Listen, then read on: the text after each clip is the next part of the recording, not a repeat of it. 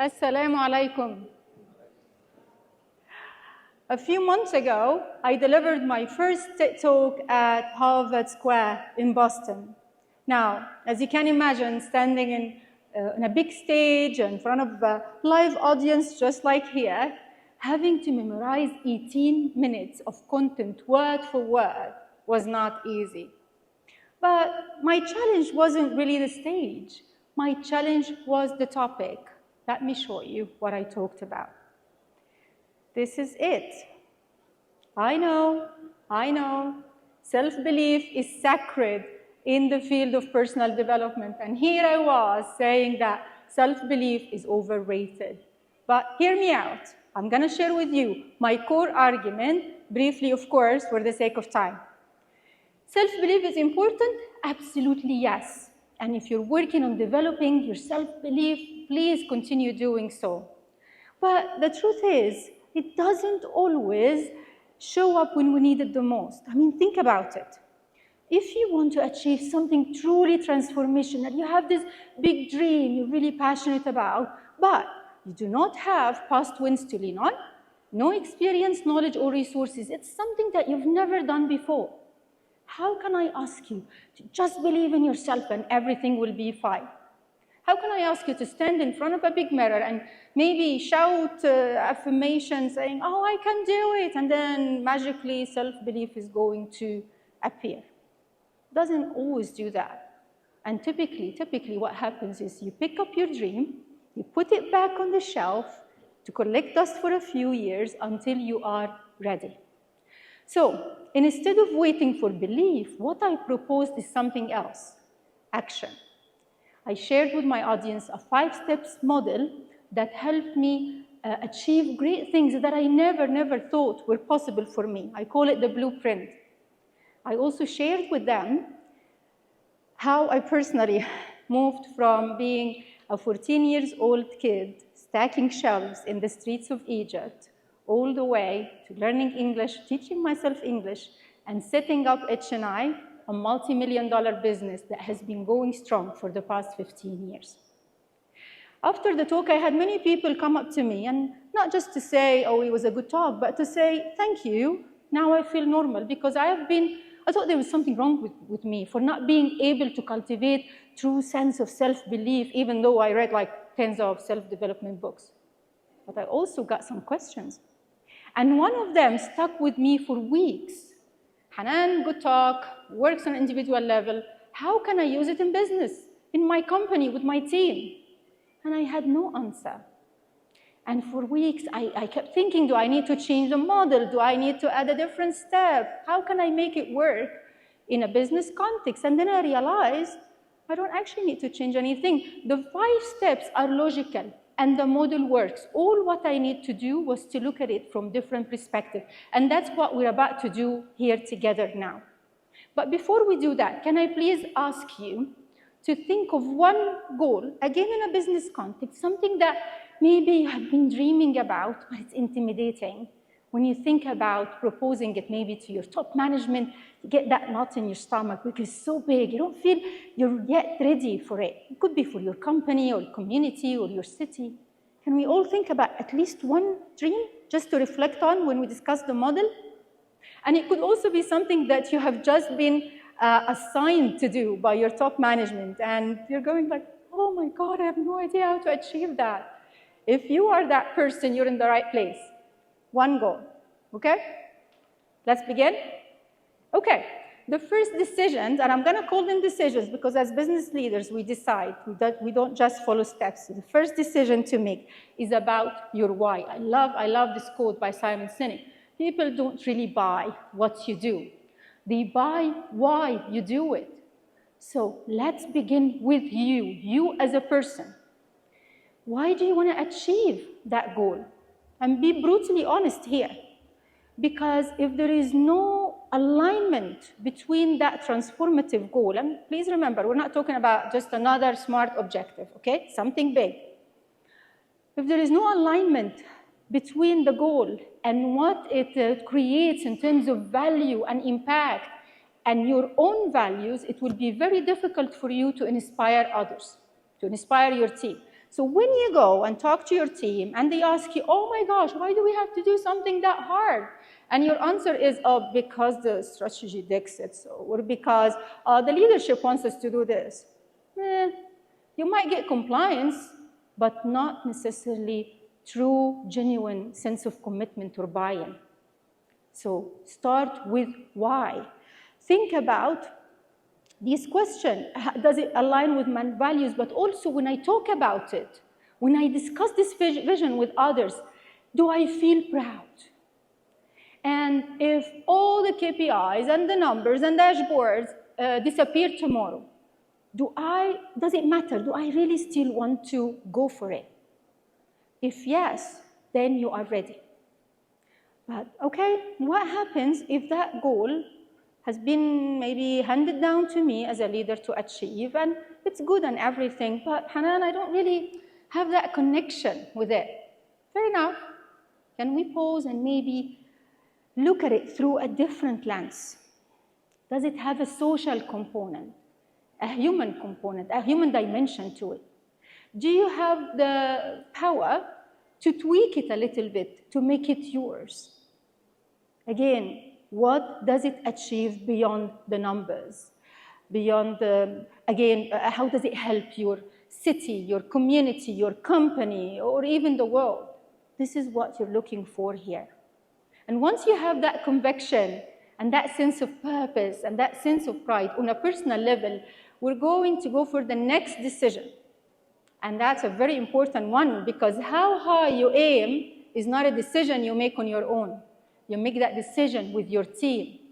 So this is typically where self-doubt comes in the picture and starts whispering in your ears about, can we make it a little bit smaller? Please, what if we fail? People will laugh at us. How about make it realistic, more realistic? We start small, that would work. Don't go all in. Yeah, okay, valid. That's what self-doubt is supposed to do, to try and protect you. There is nothing wrong with that. But let's also agree that people do not rally behind just realistic, regular goals. They rally behind meaningful ones. So if you're really gonna go for that big dream of yours, you need to have the courage to sit with your team and say things like, look guys, I know this is big. I know we've never done anything like this before, and I know it's scary, but it's exciting. And look at the impact it can create, and we can do this together. When you do that with honesty and with conviction, what you're looking for here is not to just create a sense of empty ambition. You're looking to spark pride. And when you reach that stage, and when you and your team are aligned about how high you're willing to go, typically what happens is everybody gets excited. Let's jump in. Yeah, let's get things done. But aiming high and not taking the time to prepare and to plan properly, that's not brave. That's naive. So the third decision, which is very, very important, is about preparation. But we don't talk about preparing or planning here in the traditional sense. This is not about logistics, resources, and management, project management tools. You've got this. Talking about learning, and learning with humility. What do you mean? If your goal is as big as we talked about, then you definitely don't have all the answers, because you've never done anything that big before. But you're the role model. So when you sit and plan, you need to remember self-doubt is there, is present with you. When you are vulnerable and authentic, and you sit with your team and say, look guys, here is what I know how to do, here is what I don't know, this is the gap in my capabilities, and this is where I'm learning or I'm willing to learn. When you do that, you are giving your team a permission to come forward about their limitations. The last thing you want is someone who's hiding behind fake capabilities. They will jeopardize your success. So questions like these: who do we want to become as a team? Who do I want to become as a leader in order for me to achieve this goal? And what do we need to learn? What is that we don't know yet? And most importantly, can we put ego aside? Yeah? So we forget ranks, we forget job descriptions, we forget titles. Let's look together as a team at who's really naturally good at what? Who's good with numbers? Who's good with people? Who's good with relationships? Who's good with technology? And where are the gaps? And how can we develop and learn? Do we go and get a partner to help us in? Do we learn and run it in-house? That inventory of skills with honesty and humility will set you up for success. So again, please remember, this is a very important phase, and you cannot be rushed. If you don't put enough effort and focus on planning, you're not yet ready for the next phase. But if you are, then the fun begins with execution. The fourth decision is to commit fully and to be ready to become friends with your saboteurs or self-doubt. You know why? Because it's gonna visit you regularly. This is when it has fun with you. Typically, when you are pursuing a really big mission, things go wrong. I love this quote by a Formula One race driver called Mario Andretti, and I always say it to my team. If you have everything under control, you're not going fast enough. Make sense?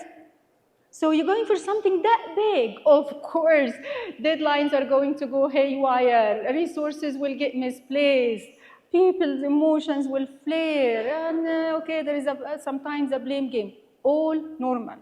And this is when your saboteurs come in whispering, did I aim too high?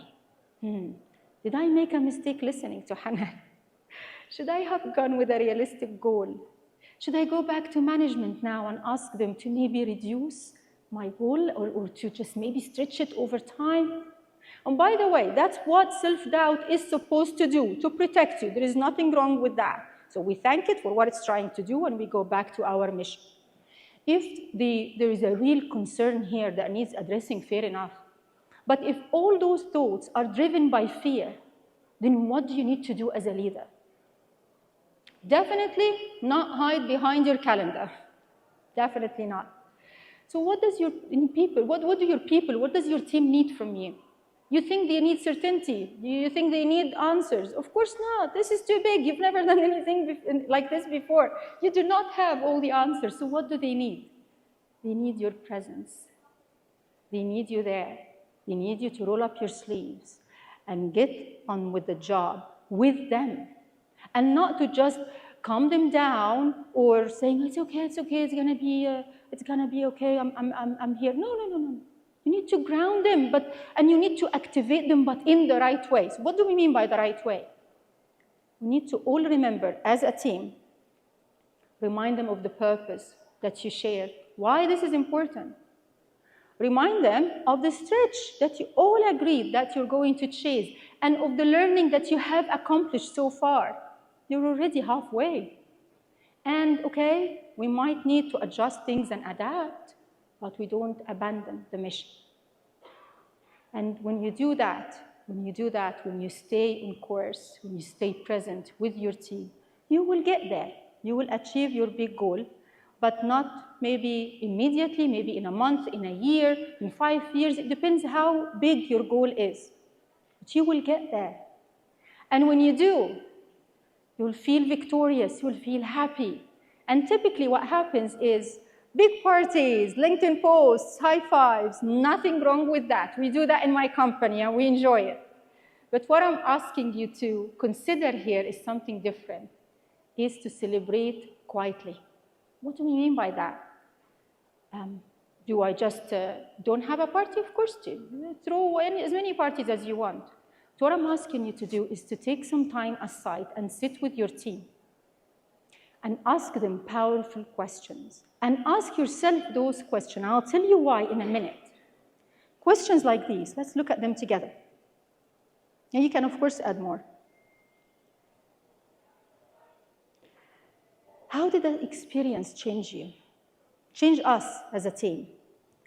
How did you surprise yourself? Yeah? Maybe you underestimated your capabilities, your skills, your level of self-confidence in the beginning. And what do you now believe you're capable of that maybe you didn't before, especially in the beginning of that journey? So why do we do that? Why do we sit and ask powerful questions and reflect on them? Because when you do that, you are helping yourself and your team to develop a true, genuine sense of self-belief that is based on proof, that's based on evidence, not empty affirmations, not wishful thinking. Now you know you can do hard things. Now you know you can achieve great results with your team, even if in the beginning you didn't believe you could. So, ladies and gentlemen, these were the 5 steps or the 5 decisions. Let's recap them together. Please reflect on the goal you've just identified in the beginning of this talk. Number 1, why? Be brutally honest about your why. Does that goal really, really align with me personally? Do I believe in the value it creates beyond the numbers and beyond the hypes?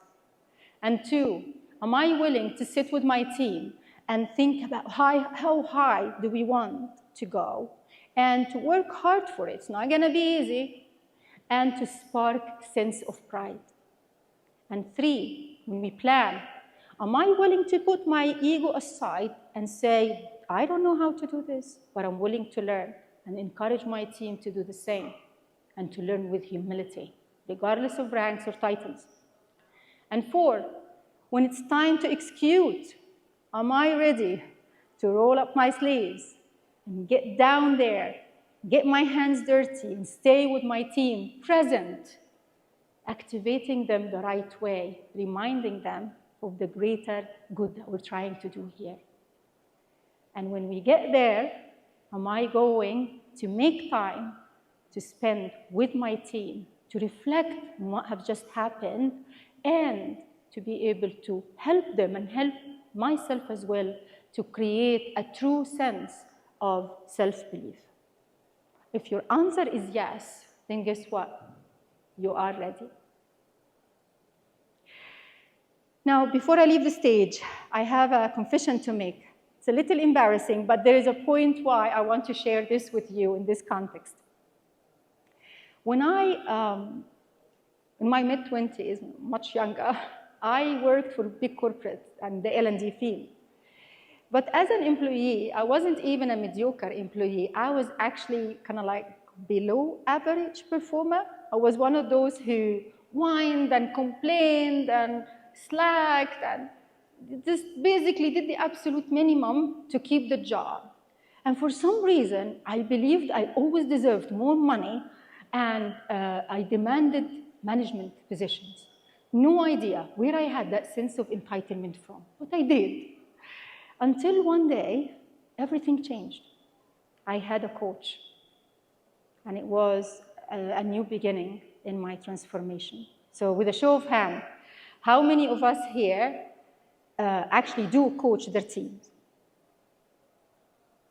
Great. Another question. How many of us has a coach? Very good. That's actually very good. Typically what happens is like most leaders do coach their teams, but don't necessarily have a coach. So the reason I wanted the coach, the reason I wanted to mention this point here or share with you this story is that once you're ready to embark on your journey and to get out of your comfort zone, please remember the power of coaching, how important it is for you as a leader and for your team as you help them shape the future. Would you like to see what happens after 12 months of coaching to the slacker? This happened. I went from a whiner to the distinguished employee of Dubai. So again, please remember power of coaching to shape the future. And speaking of the future, look around us. Look around you. What's happening? Politically, economically, And technologically, and especially technologically, with the rise of AI and future of work and all of this, what do you think the future needs? What kind of leaders the future needs? Do you think the future needs leaders who are certain of every step of the way, or leaders who are still waiting for self-belief to hopefully one day show up? No. The future needs leaders who are not typically or not necessarily certain about everything. It needs leaders who have a sense of purpose, who are willing to take risk, who understand that nobody's going to wait for you until you're finally confident enough, who are not afraid of putting their ego aside and going back to learn, who are happy to invest their time and effort to develop their people with them along the way. The future is waiting for leaders who are just like you. Thank you very much.